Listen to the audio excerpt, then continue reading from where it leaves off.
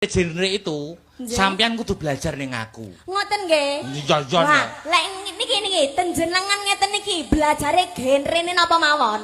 Genre itu kan macam-macam toh. Nggih. Ada pop, Nggih. jazz, Jazz. terus apa campur sari, Campur-sari. roncong, Nah. rock dan lain sebagainya. Nah. Sampean aja belajar kulite, ning kudu ngerti jerone. Ngoten. Iya. Lah, belajare ten Umpaman lho nang guru kula ibaratnya enggak. nyanyi pop, Nggih. genre pop. Aja to nggur nyanyi pop iso lancar, ning kudu ngerti jerone pop kuwi apa. jerone tok.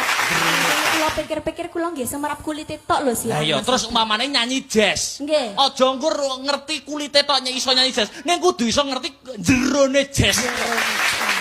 Terus nyanyi rock. Aja mung ngerti kulite.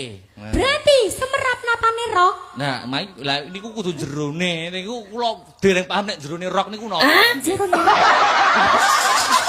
Rijal tekono mantene wis terus. Mas Rizal. Jerone rock iku ana apane, Mas? Ini parah nih.